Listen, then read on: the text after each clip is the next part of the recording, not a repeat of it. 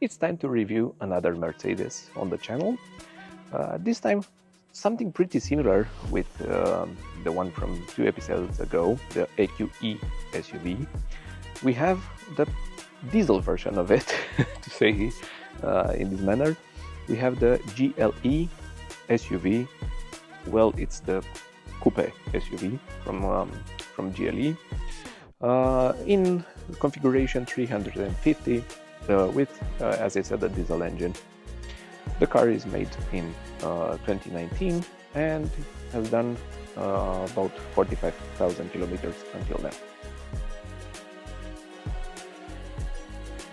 So let's see, what does it mean, the 350? It's a 3-liter diesel engine with 6 cylinders, an automatic gearbox with torque converter and 9 speeds, and also an all-wheel drive system called 4MATIC by Mercedes. I said already the car is from 2019, so it's not the latest model. And the performance figures of the configuration of the engine are, let's say, modest for this class of vehicle. We have around 260, almost 260 horsepower, and quite a healthy amount of torque at around 620 Newton meters. On paper, the car will not be so sporty, even though it's the coupe SUV from Mercedes. You'll see values as high as 225 kilometers in terms of the top speed, and also the sprint from 0 to 100 kilometers per hour happens in around 7 seconds. But if you're a subscriber on the channel, you're sure to hear from me more often than not the fact that those numbers are not really important, especially in this class of vehicle, where you're most likely looking for comfort, for space, not necessarily raw performance. So yeah, we'll see more about how the car drives when we are going to take the driving part of the review. But until then, I'm gonna mention the consumption, even though, again, for this class of vehicles, I don't think the consumption is a deciding factor, to say in this manner. Even though the manufacturer says it will consume about 7 liters in average, on this model at least we have more like 11 liters. And keep in mind that the car is not used inside the city. So yeah, that's interesting as usual. More on the driving part. In terms of luggage space, being a large SUV here in Europe at least, it's quite a hefty amount of space back here. As you can see, we have the usual carry-on luggage, and again, it looks quite tiny in there. I reckon you can fit around 8, maybe 9 carry-on luggages like this one in here. And you also have some interesting features like some hooks for shopping bags, a 12-volt outlet, some storage space on the left side of the trunk area, with illumination both on each side of the trunk and also on the cover, as you can see here, only on the left side. But we do have another pocket on the right side with some netting, and underneath the boot floor a small spare wheel with some additional space actually. Let's see the space in the back. And as usual, we're gonna start with door card, which it does have an interesting design, with an interesting choice of materials as well. A bit harder up here than I was expecting, but anyway, we have some piano black decor, which it does scratch just by looking at it, with some ambient lighting underneath, some gray material here on the handle, with a couple of speakers on the door card, and contrasting color on the armrest, which is a bit softer than on the top part. We also have some decor elements surrounding the electric window control, and up here as well.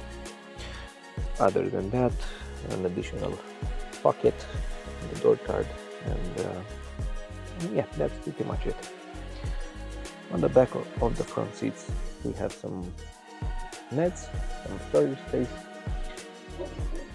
with some vents between the front chairs, some additional storage spaces back here as well, with another cubby that's on top of an ashtray, I guess, and a 12-volt outlet down here.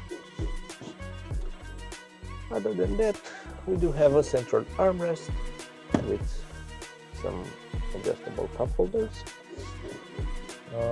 the parking sensor display up here, and some light fixtures in the ceiling. And again, we have more than enough space back here. I have about a palm of space for my knees, and the front seat is as usual in line with the B-pillar of the car. Also, in terms of headroom, I have about 3 to 4 fingers of space.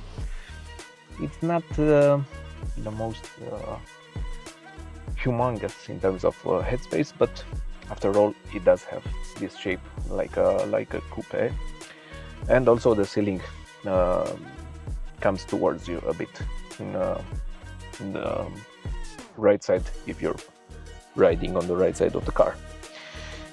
But other than that, I can stretch my legs. I do have quite enough space of under thigh support, and armrest over here. Yeah, it's more than alright back here. Another point that I should mention, because this car is equipped with ventilated seats in front, it does protrude this area quite a bit, and if you're not using the steps when you're climbing back here, you are prone to bump your knee on the back of the seat. But as I said, other than that, it's more than fine back here. In the front, we have sort of the same materials on the door card, maybe a bit softer, a tiny bit softer, and we also have the controls for the electric chair, with the possibility of adjusting the front part of the chair, not only the height of it.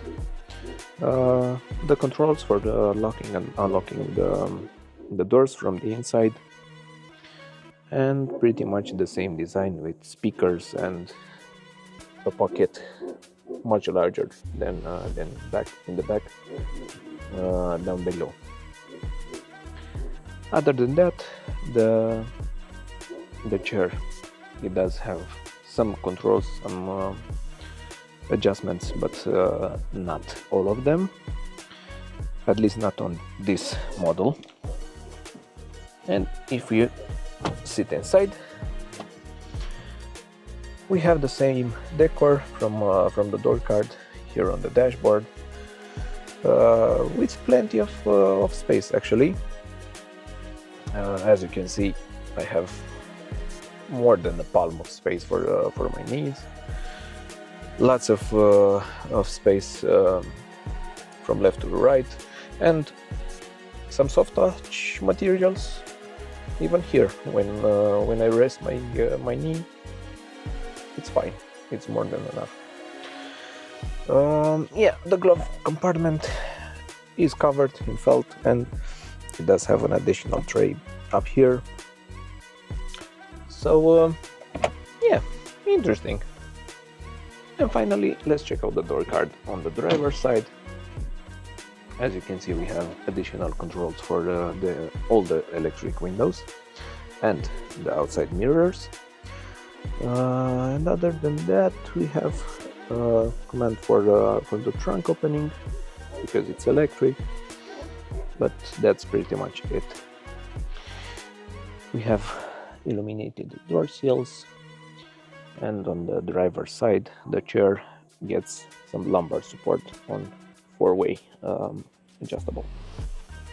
On the left side of the steering wheel, we have the controls for the lights and also the electronic parking brake. Let me climb aboard.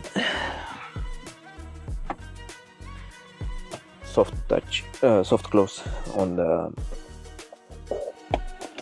doors. And actually, let me start the engine as well.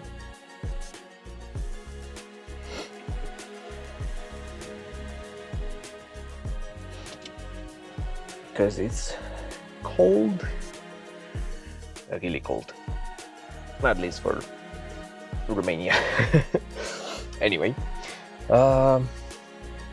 yeah, going back to the car, the steering wheel is nice. You have the same decor on the top and bottom part as you do on the door card and the dashboard. It's not thick, it's quite comfortable to hold.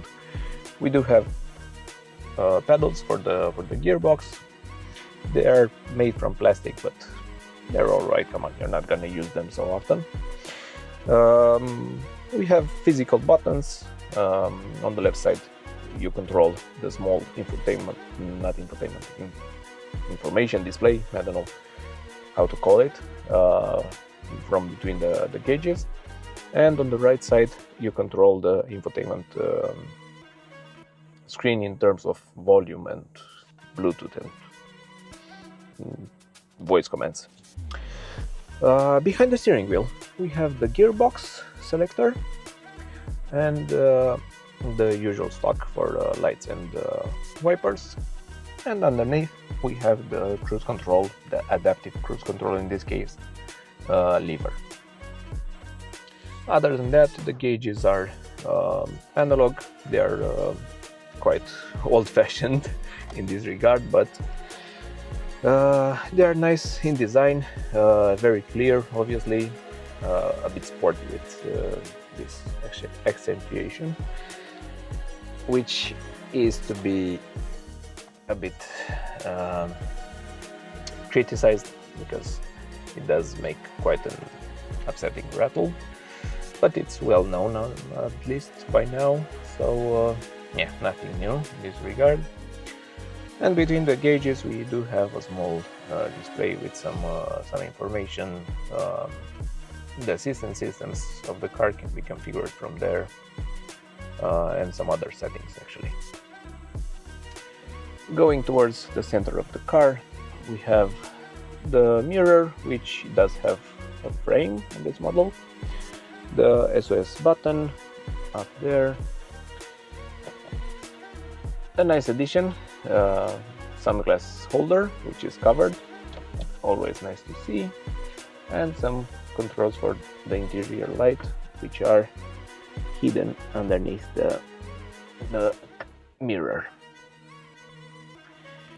Going towards the central dashboard, we have this one, the display for the parking sensors, from the front parking sensors of the car. Then we have the display for the command center. It's not obviously the largest one. It's not touch screen, nor the resolution is on par with some modern vehicles, but it sits quite high up the dashboard, so you don't have to look away from the road for many moments when you want to adjust something in the infotainment screen.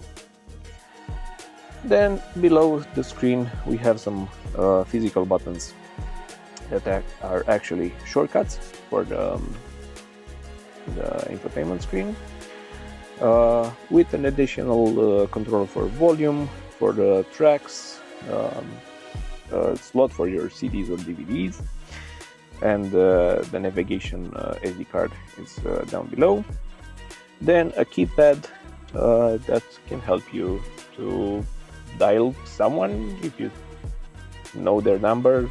I don't know if you're really gonna use that, but anyway, you can set up some hotkeys, I presume, at least on those. Then we have the hazards, the start-stop system, the parking sensors, and the heating and ventilation of the seat that can be turned on the same time. Interesting. And on the left side we have the ESP program, the traction control. Then down below we'll find the climate unit, which is with physical controls like it should be even now. Then an additional cubby for storage. This cover you can push, and you can see the ashtray, because it does have a smoker's pack, this car. So that's a lighter, not only a 12-volt outlet. Then we have a couple of cup holders that are adjustable and can also heat or cool your drink in here. Then we have the control for the infotainment screen with some additional controls to turn off the screen or set a favorite. On the right side we have hill descent control, the possibility of lowering or raising the suspension of the car, controlling the suspension of the car by raising or lowering the car, and the manual control for the gearbox. Then we have an additional command for the driving modes between sport, comfort, individual, or snow. And an interesting place to put your hand while you control the display, something like that. And if you raise it, you open the center armrest, which does have enough space and a couple of USB ports. Welcome to the driving part. We have different scenery because, as you saw on the static review, we are on some other place rather than the usual spot where I'm doing my reviews. And also I had to mount the camera on the left side of the mirror because the the owner had an less fortunate event, meaning the windscreen got a stone chip in it, so I was not able to mount the camera on the right side of the car, because you would see the crack the whole time. So actually I think you can still see a bit of it on the right side of the image. But anyway, let's see the first impressions of the car. We are on some national road, sort of a national road, and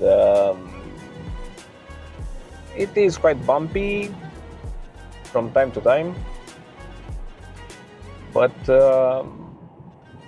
I'm actually quite impressed on the way the car handles itself on the road.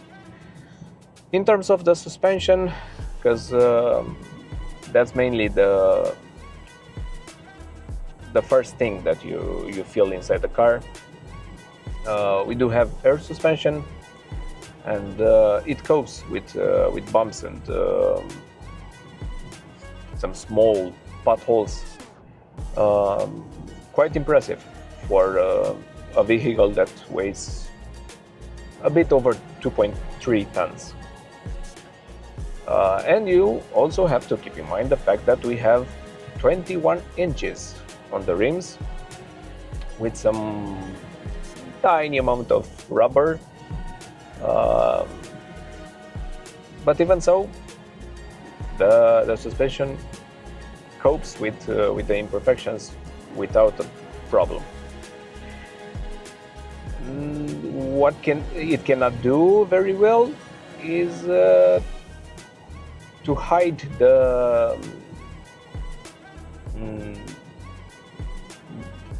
fact that the whole car and the mounting of the engine, the seats, are a bit higher than usual, than you'll find in a regular sedan. Okay, you can see something typical here in Romania. That was interesting. Yeah, I was saying the fact that the car sits quite high, it does pose a problem for the suspension. Even if you set the whole thing on sport, it does have a sport program for the suspension, for the engine, and also the steering wheel feel. Even though you can set it in sport, it still feels like a tall vehicle and quite heavy when you're mid-corner. Other than that,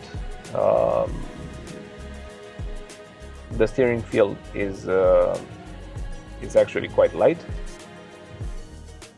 considering the wheels that we have on this model. Again, I was not expecting it to be so light. And if I'm comparing it with the EQE, I feel that this one is even lighter.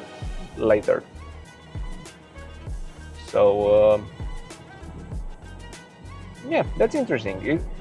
It sure makes you feel that they set the car for comfort, for long drives, not necessarily for a sporty drive.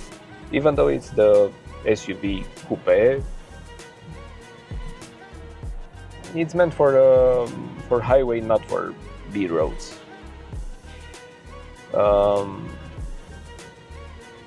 When you switch the suspension in sport mode, it does get a bit stiffer. The car is not leaning so much in the bends, but I mean, still, it's a tall vehicle, so it's only that much that it can do. Other than that, the controls, meaning the pedals, are quite light. The brakes are easy to modulate. You won't jerk the controls of the car unless you want to, but if you don't want to, you're gonna drive in comfort, regardless of the other vehicle that you used to own or to drive. You'll get used to this one quite easily, and it's gonna be a pleasant experience, all in all, in terms of comfort, again, as I mentioned. Keeping up with that note, it's also the engine. It's a diesel engine, does have 6 cylinders, so it's a bit more refined than the usual 4 cylinders. But it doesn't really like to be rushed. If you're keeping the car in drive, the RPMs are gonna range between 1000 and maybe a bit over 2000. So it's gonna be quite efficient, again comparing it with its size and weight. But if you switch the car into sport, then it's gonna be a bit more responsive. The RPMs are gonna stay between 2 and, I don't know, 4,500 RPMs. But it's running out of breath quite easily after 3.5. So yeah, you can use the flappy pedals on the steering wheel to control the gearbox to keep it between 2,000 and 3,500 RPMs if you want to make the most out of this engine. It is, after all, one of the lesser specs in terms of horsepower and no, actually just the horsepower, because the torque figure is plenty. 620 Newton meters are actually quite a lot. So yeah, those are my first impressions. Soon I'm gonna keep the speed steady at 90, 110, 130, so you can hear the noises inside the cabin. I'm mentioning the fact that we don't have a double glazed window on the outside, which again is weird considering the fact that we do have a premium car from a premium manufacturer, and it's actually quite an expensive car, but yeah, anyway, at least in the bottom half of the car, the insulation is actually quite good. You sit quite high and don't really hear the stones inside the cabin from the road surface.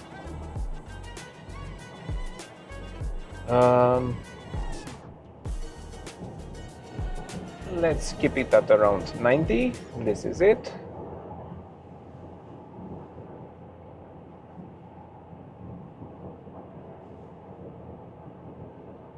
You can probably hear quite a lot of wind noise and a bit of tire noise. We do have something like 275 millimeters on the front and a humongous 315 millimeters on the back in terms of tire width. So yeah, they're quite noisy, but for the most part the wind noise is more perceptible inside the cabin. We do have some big outside mirrors because it's quite a big car actually. So they are making a lot of noise. Now let's check out at 110.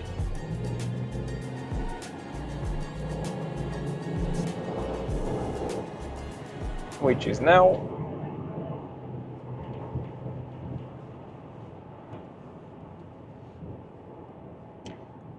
a short burst, but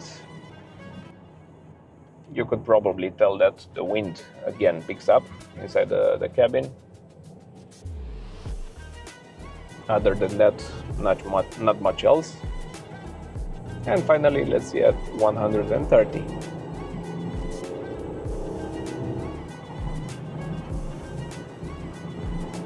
Which is now.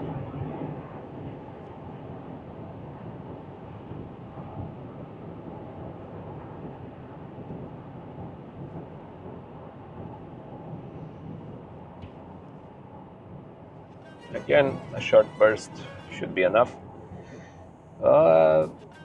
It's not a lot of difference between 110 and 130 in terms of noise levels, which is impressive. But still, the wind is the main factor that's a bit spoiling the experience. Other than that, you don't really hear the engine, even though it's a diesel engine. It's quite well insulated from the cabin. It helps also that the gearbox does have 9 gears, so it's keeping the RPMs pretty low all the time. So yeah, it's a comfortable cruiser. You could use it every day, but I don't think that you'll enjoy it inside the city. Outside the city, on highway, it's a comfortable car. I'll also do a sprint with the car set in sport mode to mimic sort of a highway entrance from 30-40 kilometers per hour to around 130, but that's coming up, so stay tuned for now. Until then, let's actually talk about the maintenance of the car, because even though it's a model from 5 years ago and it does have 45,000 kilometers on the clock, the owner didn't encounter any problems with it, so I'm not able to share anything with you. But I'm gonna talk about the maintenance. Being a diesel engine, as usual, I'm recommending around 10,000 kilometers between maintenance operations. If you're using the car inside the city, not mainly inside the city,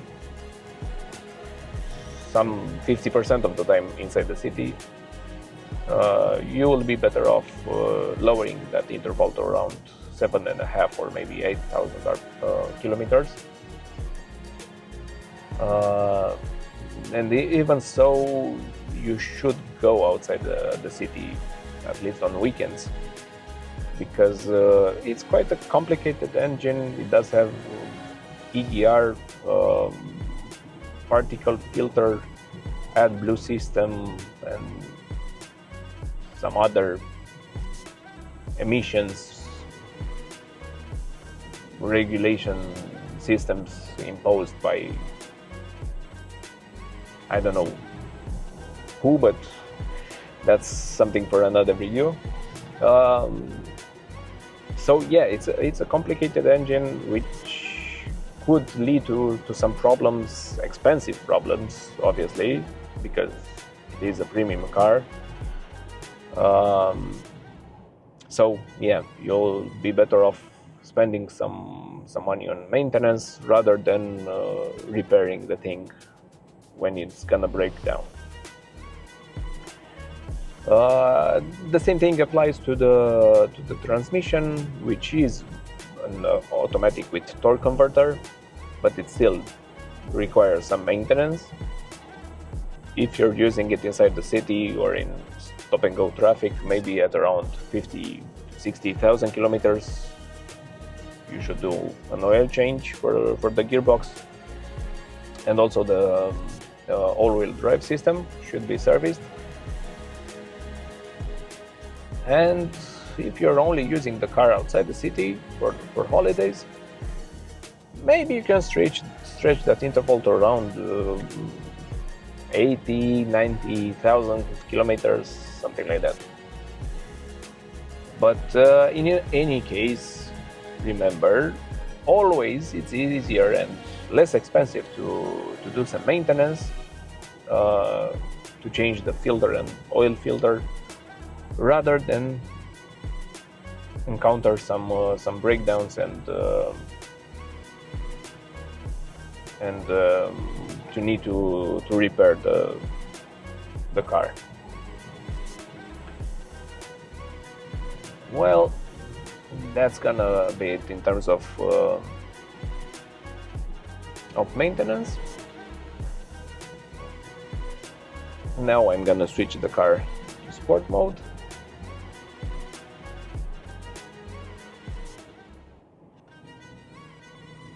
The steering got a bit harder to rotate, but Again, it doesn't give you so much feedback that you'll be confident to enjoy some bends in this vehicle. And the suspension has got a bit stiffer, and also the gearbox keeps the RPMs a bit higher. Now let's sprint from 30 kilometers per hour to about 130.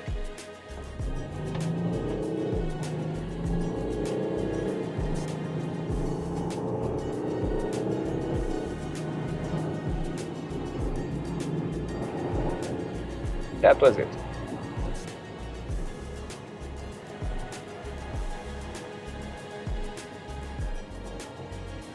As I said, it's not impressive, it's not gonna wow you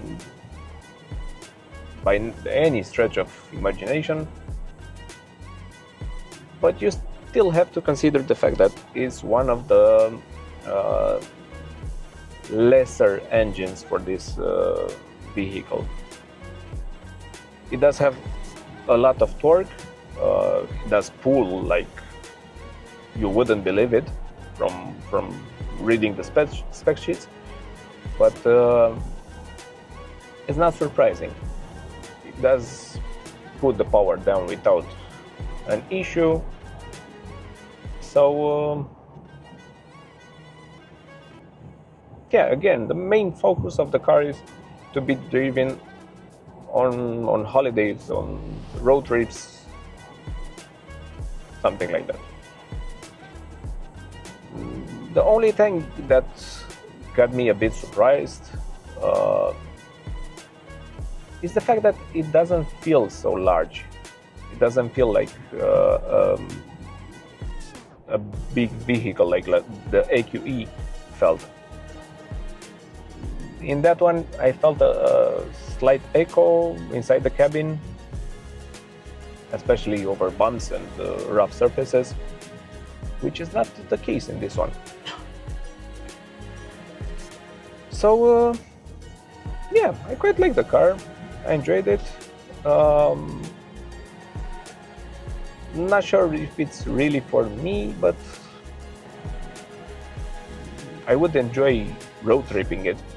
So yeah, that's pretty much it. I hope to hear your impressions in the comment section on YouTube or on social media. And until next time, thank you for watching. Subscribe.